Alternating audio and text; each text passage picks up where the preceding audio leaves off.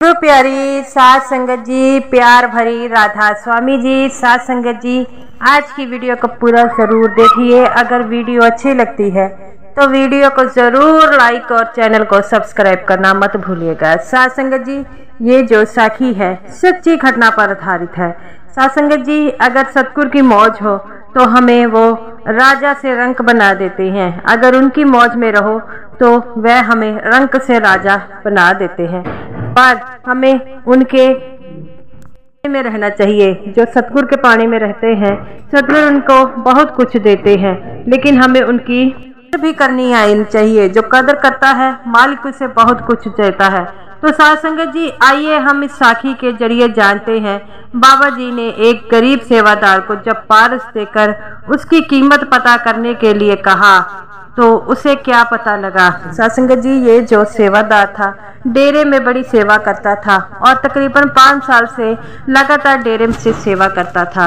और एक दिन बाबा जी उसकी सेवा से बड़े खुश हुए और उसे कहने लगे कि बताओ तुम्हें क्या चाहिए। तो वो कहता है, मेरे सच्चे पातशाह, आपने मुझे सब कुछ दिया है, मुझे कुछ नहीं चाहिए, मुझे ये दिए कि मैं हमेशा आपके साथ रहूं। लेकिन बाबा जी कहते हैं, बेटा ये चीज़ नहीं हो सकती, तुम ही बताओ क्या चाहिए। तब वह कहता है कि बाबा जी मुझे कुछ नहीं चाहिए। तभी बाबा जी एक सेवादार को लेकर कहते हैं कि जाओ वहाँ से एक पत्थर पड़ा है वह लेकर आओ।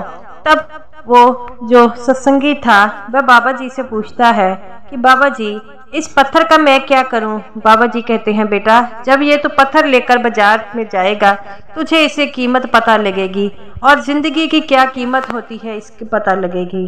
तो वो सेवादार कहता है, बाबा जी मुझे अपनी ज़िंदगी की कीमत पता है। बाबा जी कहते हैं, एक बार बाहर जाकर तो देखो, तुझे सब कुछ पता लगेगा कि ज़िंदगी की क्या क्या कीमतें होती हैं। तो वो लेकर आता है। तो वो सत्संगी कहता है, सेवादार कहता है, बाबा जी ये क्या है। बाबा जी कहते हैं, ये बड़ी मूल्यवान चीज़ है, जो मूल्यवान चीज़ को समझ लेता है उसके लिए ये बहुत मायने रखती है, और जो इसे नहीं समझ पाता उसके लिए ये बिल्कुल ही बेकार है। सबसे पहले वह बाजार में जाता है, एक लोहार के पास जाता है और लोहार के पास जाता है तो उसकी कीमत पूछता है। लोहार कहता है कि इसकी कीमत तो थोड़ी सी है, तो मैं ये जो चीज़ है क्या तुम बेचना चाहोगे। वो कहता है, नहीं नहीं मुझे बेचना नहीं है, मुझे इसकी कीमत पता करनी है। तो वो कहता है कि मेरे हिसाब से इसकी कीमत कोई 500 रुपये होगी। तो वो कहता है, रहने दो, मैं किसी और से पूछ लूँगा। तो वो कहता है, 500 से बढ़कर तो तुझे कोई भी नहीं देगा। लेकिन वो कहता है, नहीं नहीं मैं आगे पूछ लेता हूँ। आगे जो छोटा ज्वेलर बैठा था उससे पूछता है। तो वो कहता है कि ये आपको कहाँ से मिला। ये को कहता है, मेरे सतगुरु ने मुझे दिया है और इसकी कीमत पूछने के लिए कहा है। तो वो कहता है, इसकी कीमत तो 10,000 रुपया है, तो क्या आप इसे बेचना चाहोगे। तो वो कहता है, मैंने बेचना नहीं है, मुझे सिर्फ इसकी कीमत पता करनी है। तो वो कहता है कि बेच दो, आप इस पत्थर का क्या करोगे, ये आपके किस काम आएगा, हमारे तो चलो काम आ जाएगा, हम आगे बेच देंगे। तो वो सेवादार कहता है, नहीं नहीं मुझे बेचना नहीं है, मुझे तो सिर्फ इसकी कीमत ही पता करनी है। वो ज्वेलर कहता है, जैसे आपकी मर्जी। तो वह आगे चलता है, एक कपड़े वाले के पास जाता है, कपड़े वाले को ये पत्थर दिखाता है। कपड़े वाला कहता है कि भाई ये क्या है, मुझे तो ये भी नहीं पता, लेकिन मैं इसकी तुम्हें क्या कीमत दूँ, मुझे समझ नहीं आ रही। तो वो कहता है कि तुमने सिर्फ बताना है इसका क्या दाम है। तो वो कपड़े वाला कहता है, मेरे लिए तो इसका कोई भी दाम नहीं है। तब वह आगे चला जाता है और ऐसे ही चलता चलता वह एक भिखारी के पास जाता है और भिखारी को इसकी कीमत पूछने लग पड़ता है। भिखारी कहता है कि मेरे लिए तो ये पत्थर ही है, मैं इस पत्थर का क्या करूँगा, ऐसा कर, मैं इसकी कीमत नहीं बता सकता, तू इसको अपने साथ ही ले जा। तो वह जो सेवादार था उसे अपने पास ले गया। वो भिखारी कहता है कि वो सामने बड़ी शॉप है जो एक बहुत बड़ा सुनियार है, तू ऐसा कर, उसे यहाँ पर ये पत्थर को वहाँ पर लेकर जा और तुझे इस पत्थर के वहाँ पर बहुत सारे पैसे मिलेंगे। तो वो कहता है ठीक है, मैं इसे वहीं पर ले जाऊँगा।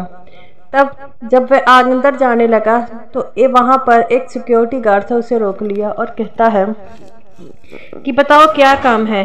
तो वो कहता है सेवादार, मुझे ये अंदर दिखाना है। जब उसके हाथ में वो पत्थर को देखा तो वो कहता है कि अरे इस पत्थर का क्या कीमत लगाएगा, तू चला या। तभी एक वहाँ से जो उसका जो शॉपकीपर था वो कहता है आने दो इसको, तुम क्यों डांट रहे हो। तो वह शॉपकीपर जो था उसे सेवादार को अंदर आने दिया और सेवादार वो जो था वो कहता है कि इसकी क्या कीमत है। सेवादार के हाथ में वो पत्थर को देख के कहने लगा अरे ये तो पारस पत्थर है, इसकी कीमत तो बहुत ज़्यादा है, इससे तो तू अमीर बन सकता है अगर तू इसे बेच सके तो वो कहता है नहीं नहीं, मैंने बेचना नहीं है, मुझे कीमत चाहिए, बतानी है तुमने। तो वो कहता है अरे बेच दे, अरे तू बेच देगा तो तू अमीर हो जाएगा, तेरे ये किस काम, तुम बड़ा अमीर बन जाएगा, इससे तो हीरे भी खरीदे जा सकते हैं। तो वो कहता है कि ये तुझे कहाँ से मिला। तो वो सेवादार कहता है मेरे सतगुरु ने मुझे दिया है और ज़िंदगी की कीमत पता करने के लिए है। तो वो तो कहता है कि इससे ज़िंदगी का क्या लिंक है। तो वो कहता है जब भी मैं अपने सतगुरु के पास जाऊंगा वह मुझे बताएंगे कि क्या ज़िंदगी की कीमत होती है। वह पारस पत्थर को लेकर जो है वापस जो है अपने सतगुरु के पास आ जाता है। तब सतगुरु से पूछते हैं कि क्या तूने वो पत्थर जो है कीमत पता कर ली। तो वो कहता है हाँ बाबा जी, मैंने कीमत को पता कर ली। तब वह सेवादार से बाबा जी पूछते हैं कि क्या कीमत है। तो बाबा जी से कहते हैं बताओ ना। तो वो कहता है बाबा जी आपने मुझे पत्थर देकर कीमत पता करने के लिए क्यों कहा। तब बाबा जी उसे बड़े प्यार से समझाते हैं कि ये ज़िंदगी है, ज़िंदगी किसने किस नज़रिए से देखनी है उसकी मर्जी है। जो अपनी ज़िंदगी को दुखों से कर देता है, वह दुखों से देखता है तो उसकी ज़िंदगी दुखों में रहती है, और जो कम पैसे में भी प्यार से रहता है उसकी ज़िंदगी वैसी होती है। और जो अपनी ज़िंदगी को भजन सिमरन के जरिए रहता है, ना तो उसे मोह रहता है, न मोह माया, न वह सब कुछ अपने सतगुरु के हवाले कर देता है। इसी तरह इस पत्थर की जो कीमत है तुम्हें सबने बखरी बखरी बताई होगी, और इस अलग अलग कीमत से तुम्हें पता लग गया होगा कि सब के लिए अपनी ज़िंदगी की क्या क्या कीमत है और सब अपनी ज़िंदगी को कैसे कैसे जीते हैं।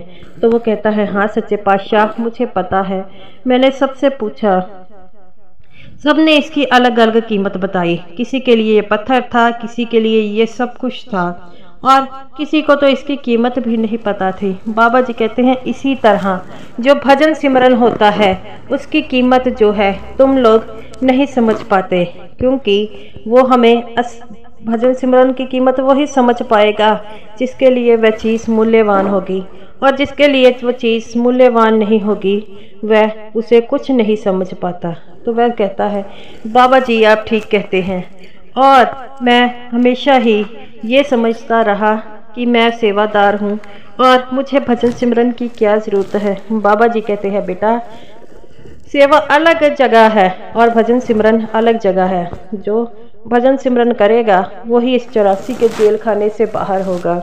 इसी तरह हमें भी भजन सिमरन पर ध्यान देना होगा, क्योंकि भजन सिमरन ही हमारे साथ जाएगा। और जो ज़िंदगी में कष्ट मुश्किलें आती हैं उससे घबराना नहीं चाहिए, बल्कि उसका साथ देकर भजन सिमरन करना चाहिए। भजन सिमरन की ताकत जो होती है वो बहुत ही ज़्यादा होती है, और भजन सिमरन ही हमारे सतगुरु को हमारे साथ जोड़ती है। तो गुरु प्यारी साध संगत जी, ये रही मेरी आज की वीडियो में। आज की वीडियो में ये बताया गया है कि हमें अपनी ज़िंदगी को भजन सिमरन के जरिए कैसे जोड़ना होगा और अपने सतगुरु के कैसे जोड़ना होगा। जो सतगुरु के प्यारे होते हैं उनके लिए उनकी जो ज़िंदगी होती है वह भजन सिमरन और अपने सतगुरु के लिए होती है। बाकी लोगों के लिए ज़िंदगी मुश्किलों से होती है, और मुश्किलें हम अपने लिए खुद ही पैदा करते हैं, क्योंकि अपनी चाहतों को हम बहुत ज़्यादा बढ़ा देते हैं, जिसके कारण हमें कई मुश्किलों का सामना करना पड़ता है। तो गुरु प्यारी साध संगत जी, आप सभी से यही निवेदन है कि जब भी मौका मिले सिमरन ज़रूर किया कीजिएगा। तो साध संगत जी, ये रही मेरी आज की वीडियो। अगर वीडियो अच्छी लगी हो तो ज़रूर लाइक कीजिएगा और सभी साध संगत जी को मेरी तरफ से प्यार भरी राधा स्वामी जी।